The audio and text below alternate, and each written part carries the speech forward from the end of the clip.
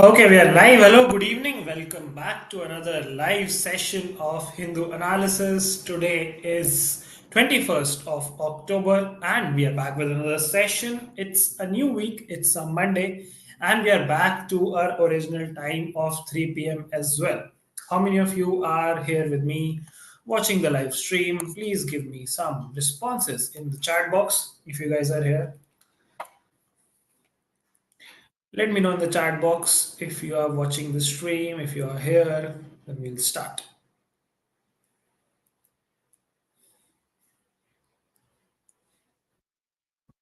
Mishika is here. Good afternoon. Good afternoon, Kushi. Good afternoon, Charvi. Good afternoon, Adrita. Yes, Mishika, we have changed the timing back to 3 p.m. because 4:30 p.m. response was not satisfactory. There were hardly 15, 20 people joining. Good afternoon, Devansh. Good afternoon. And then so I'm expecting that reverting back to the original time would bring in more students. But let's see. We'll see. My prediction does not seem to be accurate for today, but we'll see with time. Transition होने में भी time लगेगा बच्चों को हो सकता है कुछ लोगों को याद ना हो.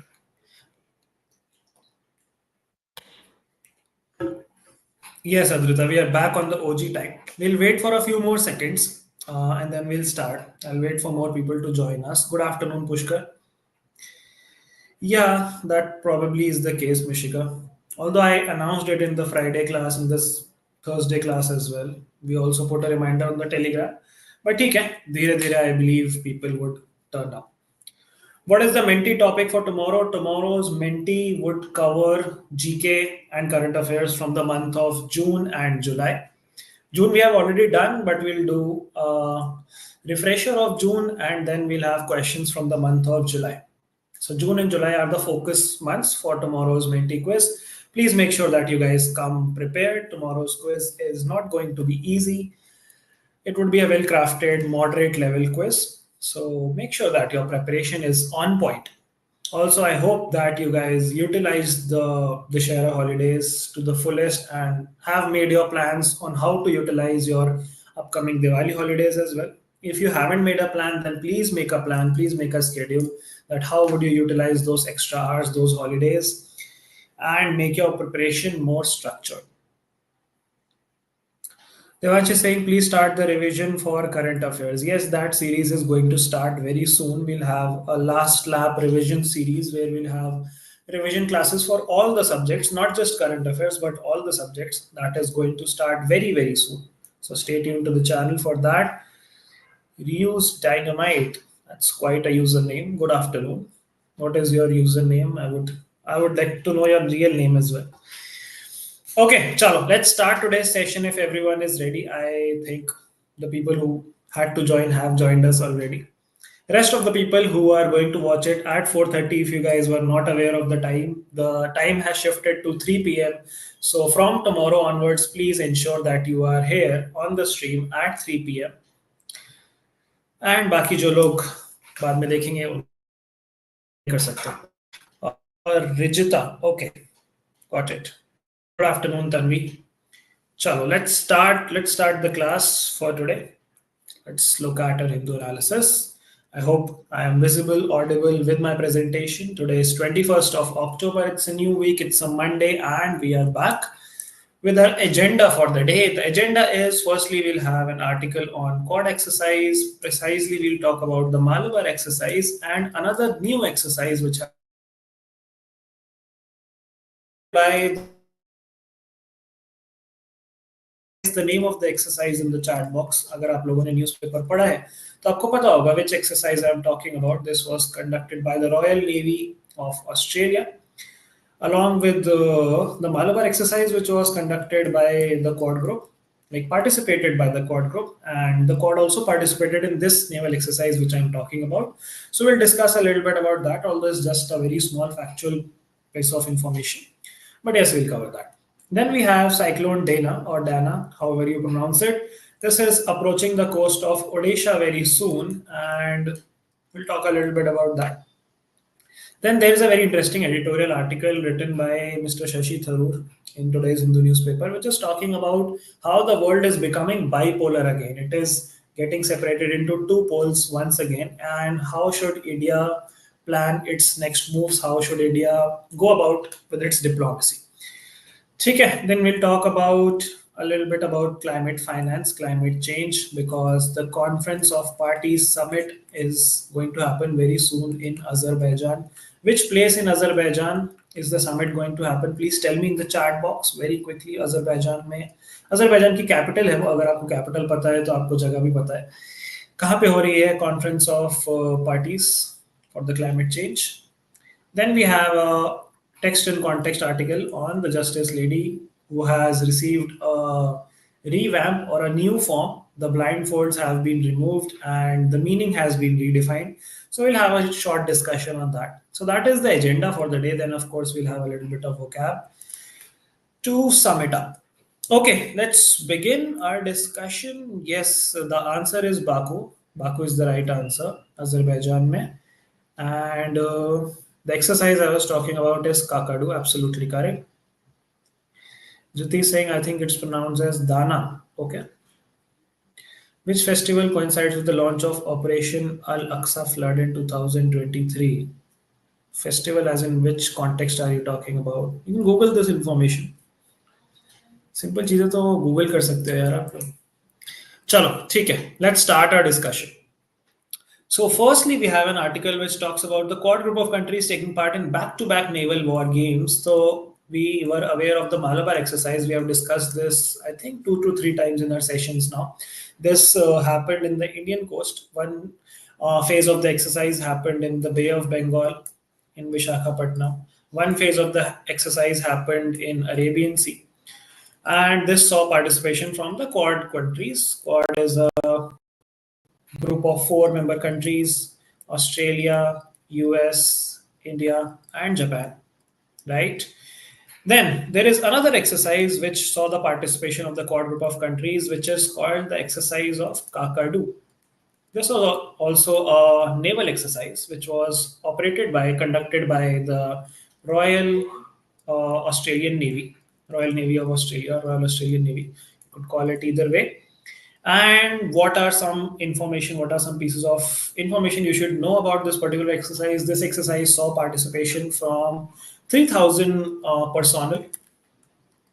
3,000 people participated in this exercise. 30 countries participated in this exercise. When you talk about ships from 10 countries saw participation. Aircrafts from 5 countries saw participation. And in total, 30 countries and 3,000 people participated in the exercise Kakadu. So because this is a new name which has featured along with the Malabar exercise, I thought let's have a very short discussion on this. This is a factual piece of information. इसके अलावा Malabar exercise आप लोग को पता ही है. It started as a bilateral exercise in which year and between which 2 countries? जल्दी से मुझे chat started as a which year? ये मैं आपको 3-4 बार बताऊँ. अब तो पे होगा ये.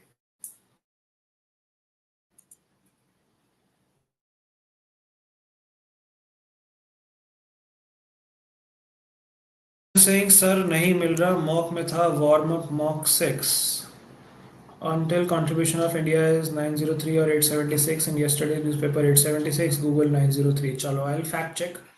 I'll do a fact check and let you know about this. ठीक है.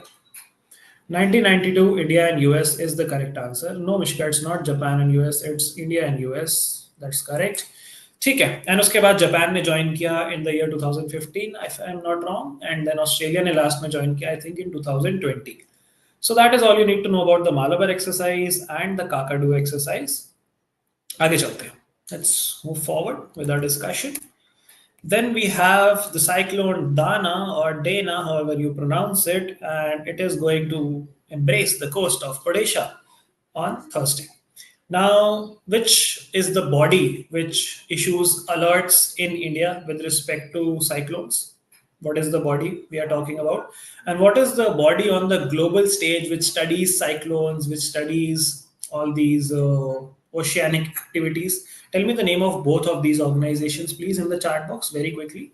Yes, IMD is the Indian body, the Indian Meteorological Department.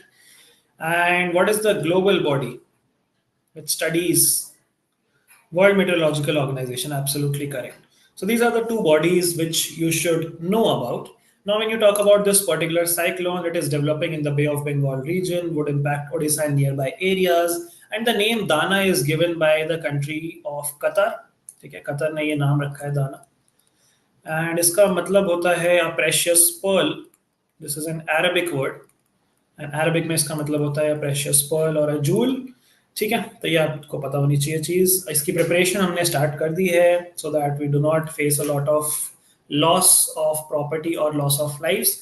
जो कोस्टल डिपार्टमेंट है उन्होंने तैयारी स्टार्ट कर दी है. Winds ranging from 100 to 120 kilometers per hour would be hitting the coast and वहाँ पे साइक्लोन आएगा थ्रू अंडमान सी. अब इसमें और क्या पता होना चाहिए आपको? आपको पता होना चाहिए साइक्लोन्स क्रिएट कैसे होते हैं. Does anyone know how are cyclones created? Cyclones के क्रिएशन के क्या क्या फेवरेबल कंडीशंस होते हैं? काफी सारे कंडीशंस होते हैं. One is you should have a large sea surface area, obviously water body होनी चाहिए बड़ी to have a cyclone. Then the water body should be at a temperature which is higher than 27 degree celsius. Okay, that is one very important precursor for a cyclone to emerge, that जो temperature होना चाहिए वो थोड़ा warm होना चाहिए. Then there should be the presence of Coriolis force. Have you guys heard of this word before? Coriolis force कभी geography में शायद सुना हो. This is basically the force which is exerted on water bodies due to the rotation of the earth. तो अर्थ जब rotate करती है तो obviously it spins at a very high speed, and due to that there is an inertial movement which occurs, and वो affect करता है water bodies को. उससे विंड्स जनरेट होती हैं, उससे वेव्स जनरेट होती है, एंड उस फोर्स को हम कहते हैं कोरियोलिस फोर्स. इसकी बहुत ज्यादा टेक्निकलिटीज में आपको जाने की जरूरत नहीं है, बट बेसिक आपको पता होना चाहिए कि कोरियोलिस फोर्स होती क्या है, कैसे जनरेट होती है. ठीक है. Then there should be variations in the vertical wind speed. जो आपकी विंड स्पीड्स चल रही हैं उनमें जब वेरिएशंस क्रिएट होते हैं, फॉर एग्जांपल यहाँ पे 80 की स्पीड से विंड्स चल रही हैं और यहाँ पे 100 की स्पीड से विंड्स चल रही हैं, जब विंड्स टकराती हैं उनमें वेरिएशंस आते हैं, then a cyclone is created. Right. Cyclone के भी अलग अलग नाम होते हैं. लाइक कुछ कंट्रीज में, कुछ एरियाज में इसको टाइफून्स बोला जाता है, कुछ कंट्रीज में इनको टोर्नेडोज बोला जाता है. तो अलग अलग टाइप के ये भी phenomena होते हैं, natural phenomena. Then of course there is another prerequisite which is there should be an existing weak low pressure area. Low pressure area जब क्रिएट होता है तो वहां पे एक गैप क्रिएट होता है जिसको फिल करने के लिए चारों तरफ से विंड्स कम इन हाई स्पीड, है ना. जो हॉट एयर होती है वो राइज अप करती है, उससे लो प्रेशर एरिया क्रिएट होता है, and to fill that low pressure area, winds from high pressure areas and from cooler areas come to that area in a very high speed, which results in a cyclone being created. ठीक है, basic geography है. I think और ज्यादा मुझे समझाने की जरूरत नहीं है. फॉर एग्जांपल ये सरफेस एरिया है एंड इसका टेम्परेचर जब 27 डिग्री से ऊपर हो गया तो फिर वाटर वेपर क्रिएट हुआ, है ना. वाटर वेपर क्रिएट होता है जब एयर गर्म होती है तो hot air rises upwards into the atmosphere. This creates a low pressure zone. To fill in this low pressure zone, nearby winds from water bodies come in, and this creates a cyclone sort of a situation. ठीक है. I think this is pretty simple. मुझे इसमें ज़्यादा depth में जाने की ज़रूरत नहीं है. अच्छा, वर्ल्ड मीटरोलॉजिकल ऑर्गेनाइजेशन के बारे में आपको थोड़ा पता होना चाहिए. 185 मेंबर कंट्रीज हैं इसकी. यूएन की एक एजेंसी है, स्पेशलाइज्ड एजेंसी है ये. एंड इसके अंडर भी रीजनल कमीशन होते हैं. जैसे एक रीजनल कमीशन है इसके under which is the economic and social commission for Asia and Pacific. इसको शॉर्ट में बोलते हैं एसकैप, ESCAP, economic and social commission for Asia and the Pacific. तो ये रीजनल कमीशन है जो इसके ही जुरिस्डिक्शन में आता है, इकोसॉक के जुरिस्डिक्शन में आता है, which observe the economic activity in Asia and the eastern regions. And क्योंकि इस रीजन में साइक्लोन्स काफी ज्यादा आते हैं तो we need to have a close watch on this region, the Arabian Sea region, the Bay of Bengal region, specifically the North Indian Ocean region जो है. Indian Ocean जैसे एक तो हो गया नीचे वाला पार्ट जहाँ पे साउथ ईस्ट एशियन कंट्रीज हैं आपकी, एक हो गया नॉर्थ वाला पार्ट जहाँ से इंडिया की जो दोनों पेनिनसुलर साइड्स हैं वो शेयर होती है. Bay of Bengal on one side and Arabian sea on the one side, that is called the north Indian ocean region. तो वहां पे इफेक्टिवली साइक्लोन्स काफी ज्यादा आते हैं.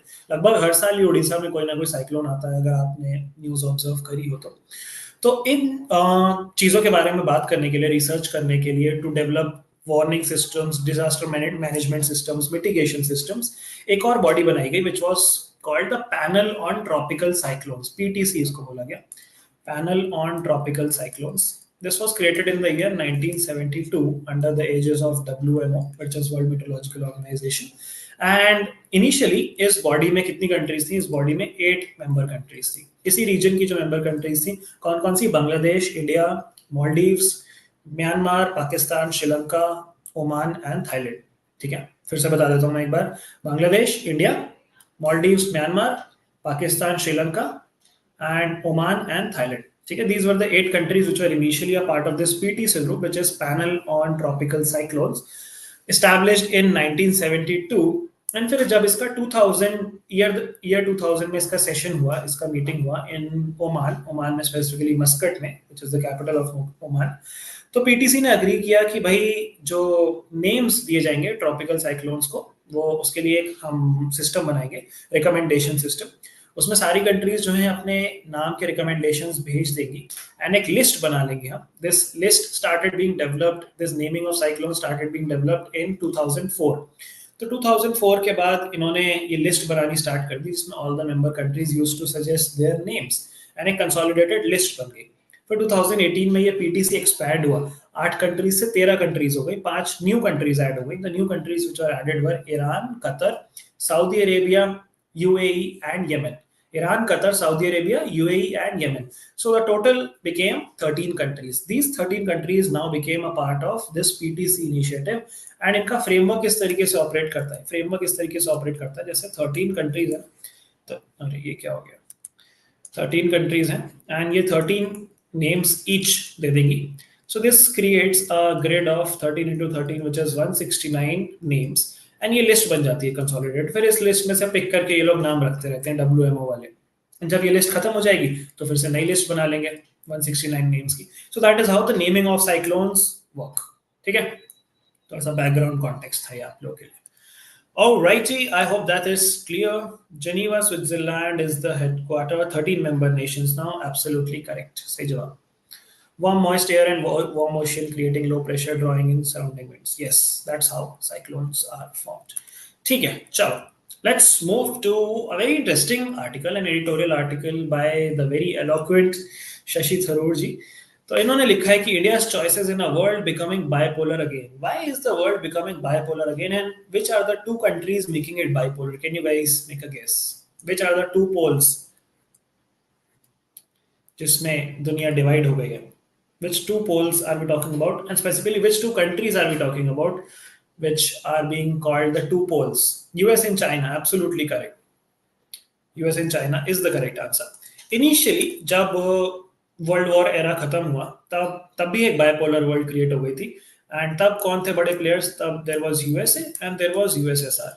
तब चाइना उतना ज्यादा डोमिनेट नहीं था in the globe, in the world context. But USSR, or the Soviet Union as you call it, was a very dominable force, and US and USSR का पंगा चलता रहता था. They were at loggerheads constantly. Then USSR disintegrate हो गया. This broke down into Russia and the other countries became independent. तो फिर USSR का dominance धीरे धीरे कम होता गया. And अब जो है काफी ज्यादा कम हो गया. So now US does not see USSR as its rival or competitor. US sees China as its direct competitor. And ये आर्टिकल समझाता है how the bipolar world became unipolar once USSR disintegrated, and now it's again becoming bipolar, right? So US and China are the 2 poles which we are talking about. But US and China वाला जो bipolar world है वो USSR वाले bipolar world से थोड़ा सा different है. कैसे different है? Can any one of you tell me how is this bipolar world of today different from the US USSR rivalry or that time, उस टाइम का bipolar world? What are some key differences, key observational changes which you guys can tell me? कि अभी की bipolar world में और तब की bipolar world में क्या difference है?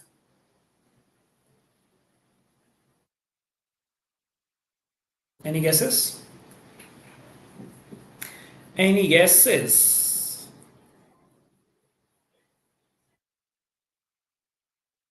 No guesses? No idea? मैं बता दूं? Suspense. चलो ठीक है, मैं बता देता हूँ. If you guys are not responding I have to tell. तो देखो, डिफरेंस ये है कि जब यूएस और यूएसएसआर आपस में एक रेस में थे, उनमें हर चीज की रेस लगी हुई थी। Beat the race to space, beat the race to armament, beat the race to become a nuclear power, beat the race to promote their ideology. This is a very key and stark difference. उस time क्या होता था, US was and still is a capitalist economy, है ना? They promote capitalism, they promote liberalism, they promote those ideologies. Whereas USSR, on the other hand, supported the socialist or the communist ideology कि everything should be state owned and state govern. तो ये एक ideological difference था उस time की bipolar world में, and both the countries were trying to propagate their ideologies in other countries, right, in focus groups. दूसरा ideological difference ये था कि जब यूएस और यूएसएसआर की राइवलरी थी, दे used to equally call out and call each other as enemies openly. They were completely at loggerheads. They did not engage in a lot of bilateral trade. They did not have bilateral relationships, bilateral exercises, agreements, technology sharing. All of that did not used to happen. They were like proper 36 का आंकड़ा वाले दुश्मन. But when it comes to the US and China context, the story is quite different. जब आप observe करोगे कि China की जो मैन्युफैक्चरिंग एंड सप्लाई चेन इतनी ज्यादा बढ़ गई है, इतना ज्यादा एक्सपैंड हो गया China as a hub of manufacturing and industrial development, majority of the funding that has come for this development has come from US has invested heavily in promoting the manufacturing in China. Not exactly promoting, they have invested as an investor. उन्होंने ये नहीं सोचा था कि China आगे चल के threat बन जाएगा, एक कॉम्पिटिटर बन जाएगा, इतना बड़ा हो जाएगा। सो दैट इज वन एस्पेक्ट। दूसरी तरफ अगर आप वाइस वर्सा देखो, तो यूएस ट्रेजरी बॉन्ड्स जो होते हैं उसकी होल्डिंग सबसे ज्यादा चाइना के पास है। तो China is heavily invested in US, US is heavily invested in China, and they engage in a lot of trade because China controls a lot of supply chain in the world, and US is in a way dependent on China for a lot of things. US was never dependent on USSR or the Soviet Union, but China, the US काफी ज्यादा dependent है, and any impact on this relationship between US and China sees a global impact. अगर इनके trade relations खराब होते हैं तो you see global inflation. ये सारी चीजें उस टाइम पे नहीं थी जब US and USSR थे, तब वो प्रॉपर एडवर्सरी थे। अब US and China are competitors who are trying to emerge at the top, trying to exert their hegemony across the world, and ideological war बिल्कुल भी नहीं है। अब China does not want to propagate its communist ideology on the world. उससे उल्टा China का नुकसान ही है। China is not going to benefit, China is going to benefit if everyone becomes capitalist. अगर कैपिटलिज्म की तरफ लोग जाएंगे, कंज्यूमरिज्म की तरफ जाएंगे, तभी तो चाइना की मैन्युफैक्चरिंग और इंडस्ट्रियल सेक्टर को इम्पीटस, उसको बूस्ट मिलेगा, राइट? कम्युनिज्म रहेगा तो उनको कैसे बूस्ट मिलेगा? So that is not something which China is looking at. China wants to be the leader on the economic front, on the technological front, on the military front, on the political front, but not promote its ideology in any way. It just wants to be the world leader in that aspect. ठीक है? तो currency भी एक चीज है। China also wants to counter the supremacy of the dollar, the dollarization, जिसके against de dollarization and yuan इनको जो प्रमोट करता है चाइना, वो भी एक चीज है which is different from what it was when the world was bipolar between US and USSR. अब यहाँ पे पूरी कहानी में क्वेश्चन ये आता है कि इंडिया को कौन सी साइड पिक करनी चाहिए, इंडिया को कैसे अपनी डिप्लोमेसी डिफाइन करनी चाहिए, इंडिया को चाइना वाले फ्रंट की तरफ जाना चाहिए या इंडिया को यूएस वाले फ्रंट की तरफ जाना चाहिए या इंडिया को दोनों की तरफ जाना चाहिए।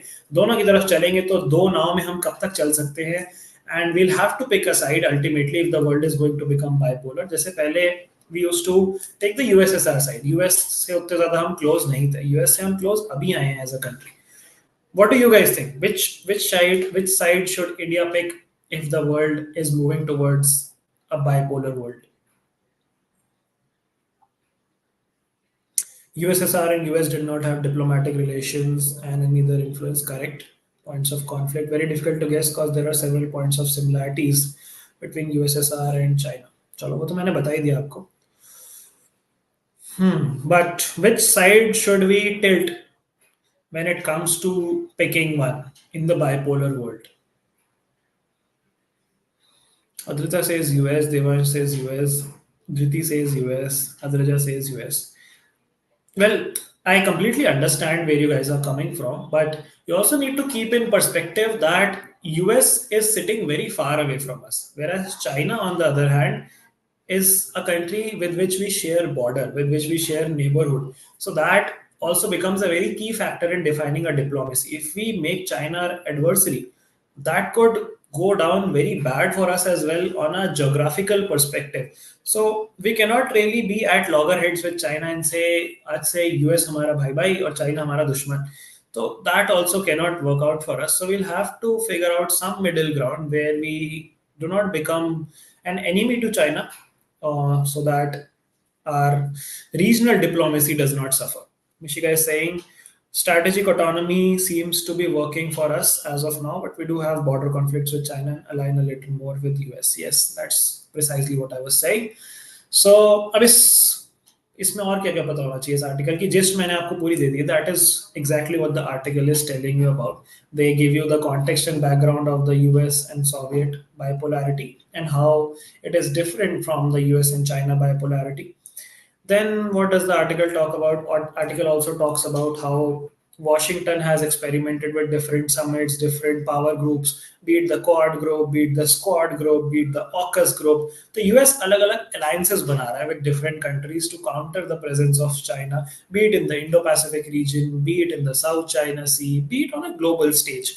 AUKUS आप लोगों को पता है which countries are a part of the Squad group? I'm not talking about Quad, I'm talking about Squad. SQUAD. Squad के members कौन कौन है? Can you guys tell me in the chat box which countries are member of the Squad group? इस article में mention है Squad का इसलिए मैं आपसे पूछ रहा हूँ.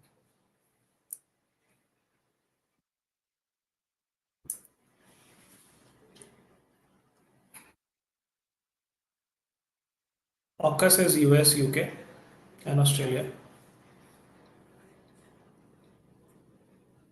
Philippines, US, UK, Australia. No, wrong answer. Wrong answer, wrong answer, wrong answer. I'm asking Squad.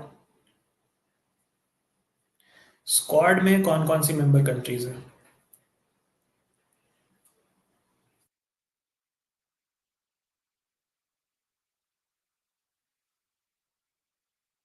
Tanvi is saying with China we have larger trade relations but also border disputes, so it's quite difficult to pick one side. Yes, that's true. किसी को नहीं पता squad में कौन कौन है? चलो मैं बता देता हूँ. स्क्वाड में कौन कौन कंट्रीज हैं? स्क्वाड में है आपकी US, Japan, Australia and Philippines. ठीक है, लिख देता हूँ यहाँ पे. US, Japan, Australia and Philippines. These four countries together form the squad group. SQUAD. ठीक है. तो बेसिकली क्वाड में this plus India and squad में इंडिया को हटा दो और फिलीपींस को डाल दो. ठीक है, ऐसे याद रख लो. Very simple. ठीक है, this is the squad group. तो यही है यार ये आर्टिकल, इसमें और ज्यादा चीजें नहीं है. यही बताता है कि India has to proceed with caution because we have a neighbourhood which we share a boundary with China and US के साथ हमने बहुत सारी अभी recently partnerships, technology transfer deals, defence deals, tech deals, nuclear deals, बहुत सारी चीजें हम कर रहे हैं यूएस के साथ. But we'll have to be careful कि हम इतने ज्यादा क्लोज भी ना हो जाए यूएस के कि चाइना हमारा एडवर्सरी बन जाए. That is what the article is all about. ठीक है जी, चलो नेक्स्ट आर्टिकल पे चलते हैं. Let's talk about the next topic on climate finance to developing countries. अब इसकी बात हम एक दो बार कर चुके हैं अपने हिंदू एनालिसिस में. This is again about shared but differentiated responsibility या फिर common but differentiated responsibility. In what context? In the context of climate change of course. तो ये आर्टिकल उसी बारे में बात करता है. This is in the background context of the conference of parties summit which is scheduled to happen in Baku, Azerbaijan. COP summit इसको कहते हैं. यहाँ पे क्लाइमेट चेंज रिलेटेड सारा डिस्कशन होता है. देखते हैं पीएम मोदी इस बार जाते हैं कि नहीं जाते हैं समिट में. देयर इज लाइकलीहुड कि he might go but will see. So ये आर्टिकल क्या कह रहा है? ये आर्टिकल ये कह रहा है कि भाई अभी जब मीटिंग करेंगे ये सारे signatories in the COP summit. अच्छा, ये एक और हिस्टोरिकल आपको बॉडी का रेफरेंस देता है which is the UNFCCC. UN की फुल फॉर्म क्या है? It is the United or convention on climate change. Can anyone tell me in the chat box when did this convention or framework come into picture? कब बनाया गया था UNFCCC?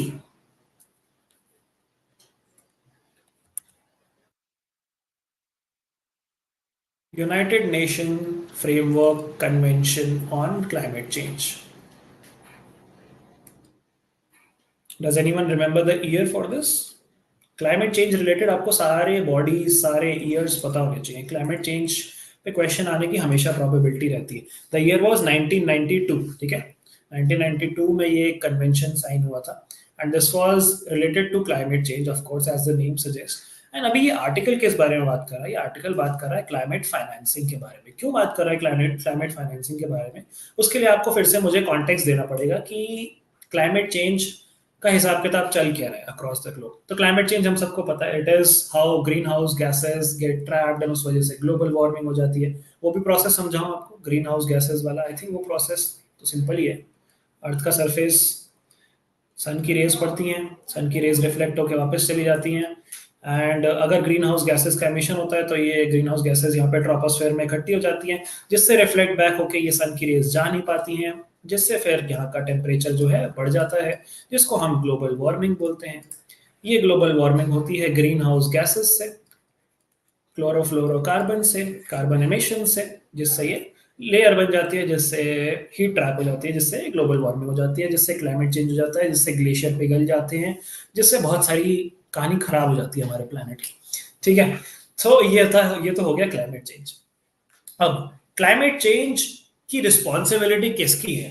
That is the next question. Is it the responsibility of the under developed countries और the developing countries और the developed countries, या फिर तीनों की रिस्पॉन्सिबिलिटी है? अगर तीनों की रिस्पॉन्सिबिलिटी है तो क्या तीनों की बराबर रिस्पॉन्सिबिलिटी है या तीनों की डिफरेंशिएटेड रिस्पॉन्सिबिलिटी है? Do they have equal responsibility or differentiated responsibility? Can you guys tell me in the chat box? I think काफी obvious है answer, but still, so that I know that you are on the same page. Yes, signed in 1992, came in force in 94. That's correct. Differentiated, obviously. Why? Why is the bigger pertinent question. कि क्यों? जब मान लो एक country है, let's say any small island nation, let's say Vietnam. एक country है developed country, बड़ी country, let's say US. और एक कंट्री है अंडर डेवलप्ड कंट्री, लेट्स से Somalia. Right, so developing country हो गई, डेवलप्ड कंट्री हो गई, and then under developed country हो गई. करेक्ट. तो क्या इन तीनों की रिस्पॉन्सिबिलिटी सेम होनी चाहिए क्लाइमेट चेंज को लेके? यूएस ने इतना सारा कार्बन एमिशन ऑलरेडी कर लिया when it was developing its industries and capitalisation was on its peak and they became a global super power. तो क्या इनकी रिस्पॉन्सिबिलिटी ज्यादा नहीं बनती है with respect to climate change, क्योंकि ये ऑलरेडी अपने हिस्से का क्लाइमेट चेंज या इतना ज्यादा कार्बन एमिशन कर चुके हैं as compare to countries which are still developing basic infrastructure. अब इस कंट्री के ब्रैकेट में आप इंडिया को भी रख सकते हो. इंडिया के जो क्लाइमेट चेंज गोल्स हैं वो हम अचीव करना चाहते हैं, but can we completely stop our reliance on fossil fuels और फ्यूल्स लाइक कोल?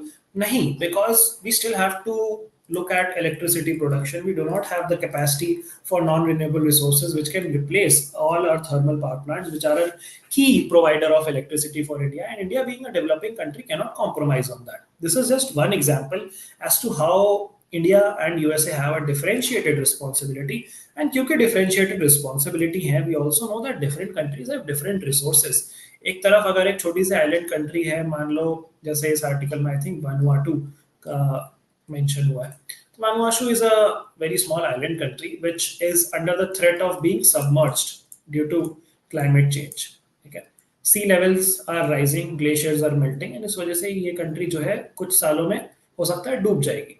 तो क्या इन लोगों की रिस्पॉन्सिबिलिटी, इन छोटे से आइलैंड कंट्री जिनकी पॉपुलेशन ही 1-2 लाख है, क्या इनकी रिस्पॉन्सिबिलिटी बनती है कि वो अपने देश का सारा फाइनेंसेस, सारा रिसोर्स लगा के अपने आप को बचाएं इस क्राइसिस से और पूरी दुनिया को बचाएं इस क्राइसिस से? But is it the responsibility of countries like US, countries like China, countries like Russia, countries like Japan, who have done the major chunk of their climate emission, carbon emission, which has resulted in climate change? Obviously in countries की responsibility ज़्यादा बढ़ती है. So that is the gist of the article. Article कुछ numbers भी देता है आपको. Article कहता है कि since 1850, 57% of the climate change, the carbon emissions which has happened through developed countries. 57%. Develop countries ने किया है contribution in green house gases, global warming etcetera etcetera. तो यही है कि ये जो यूएनएफसीसीसी है, इसको अपने गोल्स इस तरीके से सेट करने होंगे कि जो डेवलपिंग कंट्रीज हैं, जो डेवलप कंट्रीज हैं, वो क्लाइमेट चेंज को फंड करें, क्लाइमेट चेंज को फाइनेंस करें। अब अगर आप बोलो कि इंडिया जैसी एक कंट्री को कोल से शिफ्ट करके न्यूक्लियर पे या हेल्दी हेल्दी कह रहा हूँ, क्लाइमेट फ्रेंडली रिसोर्सेज पे आ जाना चाहिए, तो उसके लिए फंड्स भी तो चाहिए। न्यूक्लियर पावर प्लांट सेटअप करने के लिए, मिनरल्स खरीदने के लिए, माइनिंग करने के लिए पैसे कहाँ से आएंगे? तो वो पैसे कौन देगा? क्लाइमेट को फाइनेंस करने के लिए वो पैसे देंगी डेवलप कंट्रीज, क्योंकि वो कर चुकी हैं अपने हिस्से का डैमेज ऑलरेडी 57%। तो वही बात कर रहा है आर्टिकल कि they should also take care of the climate financing, and यही डिस्कशन होना चाहिए। And that is why this is expected to be the finance COP, जो अभी कमिंग सीओपी है। This would be the 29th conference of parties, COP 29 इसको बोलेंगे। And it is expected to be the finance COP, जहाँ पे climate change से related finance issues would be the top agenda. And जो economic developing countries हैं वो सबसे ज्यादा वल्नरेबल हैं, तो वो डिमांड करेंगे कि भाई जो डेवलप कंट्रीज हैं वो फंड करें इस क्लाइमेट चेंज को। That is what the article is talking to you about. इसके अलावा और भी एक और चीज़ों की बात करता है, ये 2009 के कोपेनहेगन अकॉर्ड की बात करता है, जिसमें डेवलप कंट्रीज ने कमिट किए थे $100 बिलियन, जो वो कमिट करेंगे towards climate change by the year 2020, and फिर उसको रिन्यू कर दिया गया था टिल 2025। तो एक नया मोबिलाइजेशन टारगेट बन गया था। ये नाम याद रखना है आपको, 2009 कोपेनहेगन अकॉर्ड। ठीक है, 2009 कोपेनहेगन रिकॉर्ड, रिकॉर्ड नहीं accord,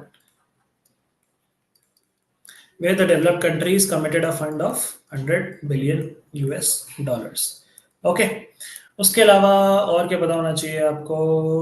I think that's pretty much it. India की अगर आप बात करो तो इंडिया के क्लाइमेट चेंज टारगेट्स आपको पता होने चाहिए, short term long term targets आपको पता होने चाहिए। हमारा 2030 तक टारगेट है कि हम 500 गीगावाट इलेक्ट्रिसिटी जनरेट करने लग जाए, कैपेसिटी हमारी हो जाए 500 गीगावाट की from non fossil fuel sources. Fossil fuel sources are basically coal, petroleum, all of those, natural gas. तो नॉन फॉसिल फ्यूल रिसोर्सेज हमें 2030 तक 500 gigawatt of generational capacity, electricity generation capacity तक पहुंचना है। एंड लॉन्ग टर्म गोल्स भी फिर आपको पता होने चाहिए।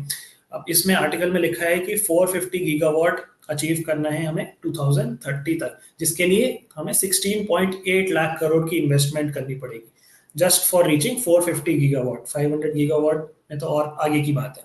16.8 lakh crore is the number which they have estimated. तो ये कुछ नंबर्स दिए हैं। इसमें एक और नंबर दिया है which is by the national green hydrogen mission which say that India's GH2 target will need 8 lakh crore rupees. तो ये भी एक रिन्यूएबल एनर्जी से रिलेटेड टारगेट है जिसमें और बहुत ज्यादा पैसे लगेंगे। तो बेसिकली क्रक्स यही है कि India needs a lot of climate financing, not just India, all the other developing countries need a lot of investment to reach their net zero emission goals और इंक्रीजिंग देयर कैपेसिटी। इंडिया का net zero emission goal कौन से year का है? Long term goal क्या है हमारा net zero emission तक पहुंचने का? Which year are we targeting for net zero emissions?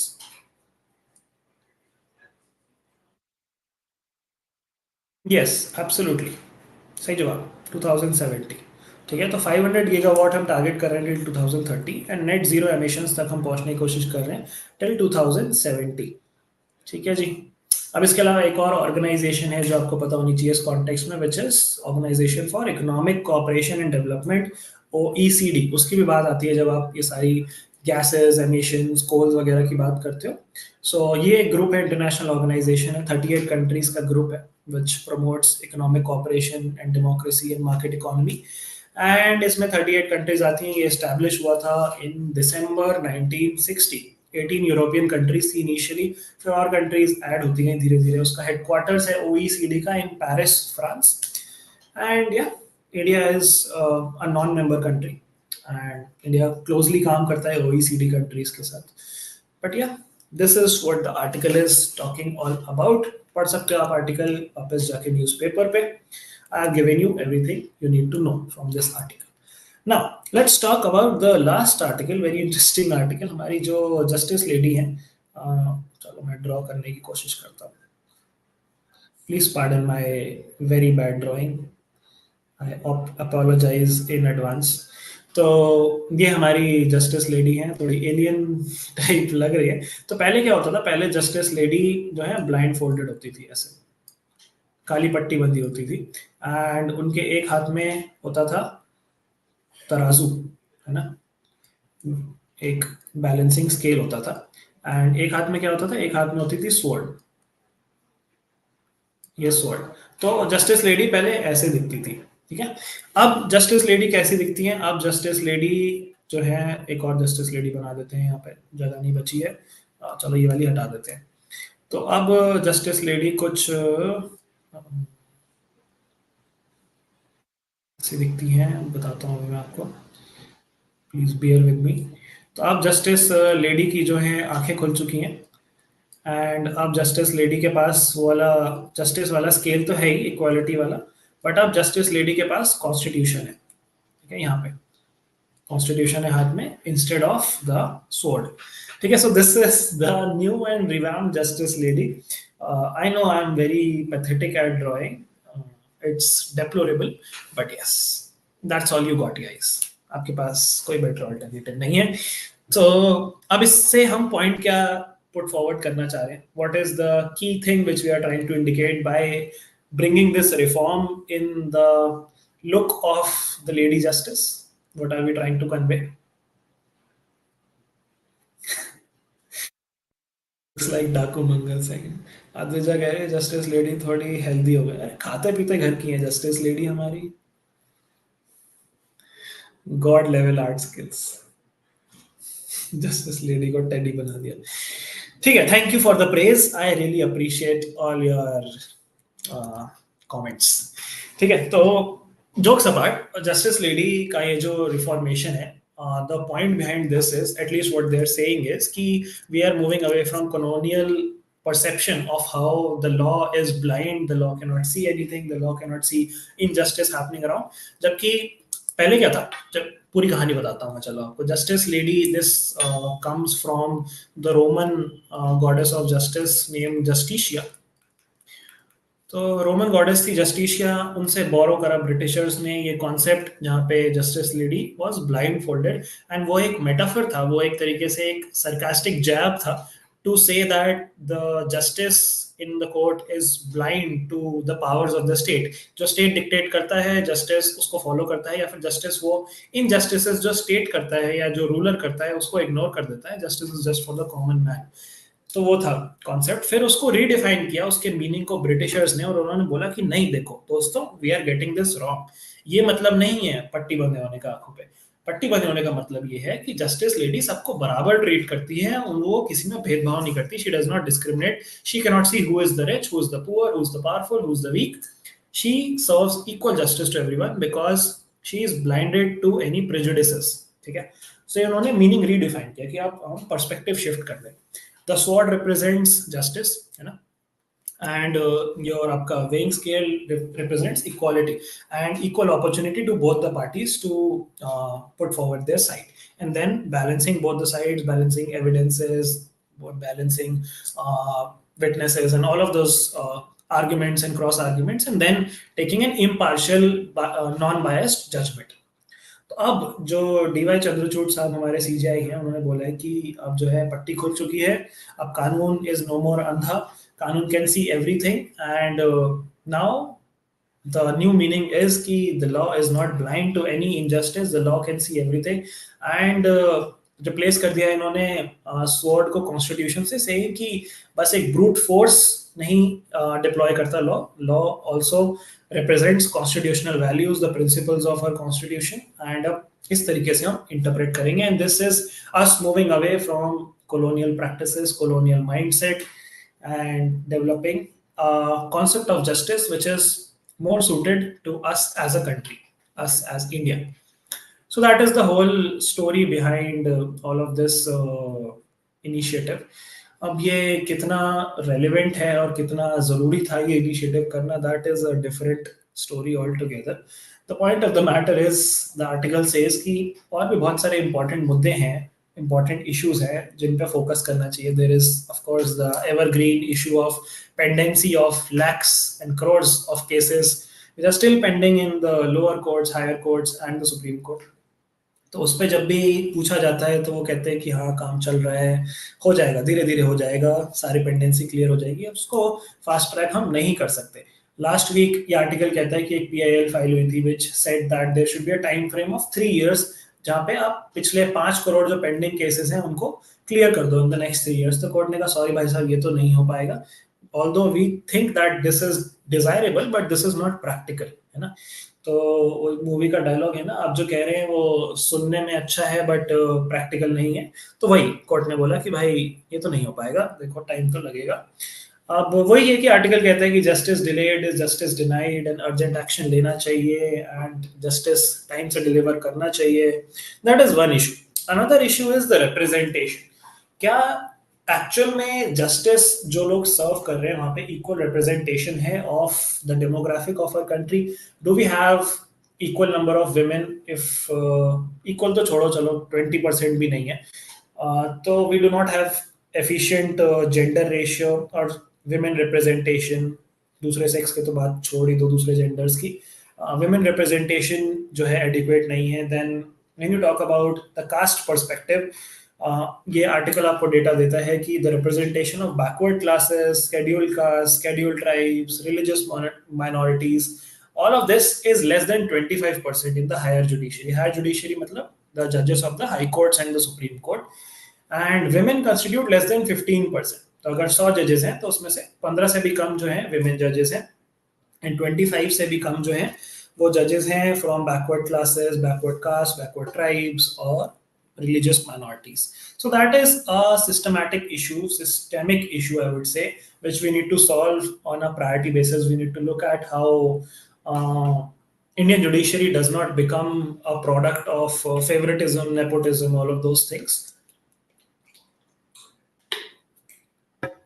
And rather than changing how lady justice looks, we should actually do practical things which impacts the delivery and the thing which justice is meant for, right? तो यही चीज है, this is what the article is all about, this is the gist of the article. Why the change, what the change, वो सारी चीजें मैंने आपको बता दी हैं। व्हाट इज द बैकग्राउंड मैंने आपको बता दिया है। What are the urgent actions required वो भी मैंने आपको बता दिया है। And that brings us to the wrap up of today's analysis. Let's quickly do our vocabulary as well. The first vocabulary word for the day is vexatious. Vexatious मतलब होता है causing or tending to cause annoyance, परेशान करना, किसी चीज से परेशान होना। Annoying, vexing, irritating. Antonyms are delightful and pleasing. I hate vexatious phone calls from telemarketers during the dinner hours. The next word is benefaction. Benefaction मतलब होता है donation or a gift. Very simple. Charity, contribution, donation are synonyms. She made many charitable benefactions is the sentence. And the last word for the day is arcane. Arcane मतलब होता है understood by few, mysterious or secret. जो ज्यादा लोगों को समझना है उस चीज को हम बोलते हैं arcane. Mysterious, secret, hidden. Antonyms over obvious and apparent. This argument may seem arcane to those not closely involved in the world of finance. So the three words for the day are arcane, which is understood by a few, benefaction, which is a donation or a gift, and vexatious, which means causing annoyance. That brings us to the end of today's Hindu analysis session. I hope this was productive, and I hope people who are watching this at a later time come back and attend it live. Please do that. That would mean a lot to me. The more the numbers, the more motivated I get to bring as much value as possible to this particular session. But numbers ही नहीं आएंगे यार, तो फिर live में वो kick नहीं आती, engagement वाला मजा नहीं आता। ठीक है, so make sure that you like this session, you share this session, you comment on this session. Engagement एकदम छते फाड़ देना चाहिए, ठीक है। बाकी वो आपका काम है, पढ़ाना मेरा काम है, वो मैं करता रहूंगा। Nandini Singh, where can be access online boot camp session? ये क्वेश्चन का आंसर अभी तो नहीं है मेरे पास। सपोर्ट को मेल लिख दो आप, please write a mail to support@careerlauncher.com. They would help you out. The team would help you out. Michigan saying, can we have a few classes on one-liners for SLAT and ALET type exams? Yes, I'm planning that very soon. Most likely this week or the beginning of next week, we'll have an exclusive session on one-liners. जिसमें पूरा revision करने की कोशिश करेंगे. Of course, जैसा कि I told you in the beginning of the session, we'll start with our last lap revision classes, marathon classes very soon, जहाँ पे आपके लंबे लंबे sessions होंगे, पूरा पूरा revision होगा, be it GK, be it English, be it logical, be it quant, और be it legal. ठीक है जी, legal jargon is an arcane to layman. Yes, that's perfect usage. चलो ठीक है, Bye bye. Thank you so much, guys. Keep learning, keep preparing, and I'll see you all again tomorrow at the same time, 3 p.m. Signing off. Also, don't forget to attend today's special session on 45 days to ALIT. Amitendra sir would be telling you the strategy on how to plan your next 45 days with respect to the ALIT exam. Very important session. Don't miss 8 p.m. today by Amitendra sir. And I'll see you all again tomorrow at 3 p.m. Tata. Bye bye. Take care. Signing off.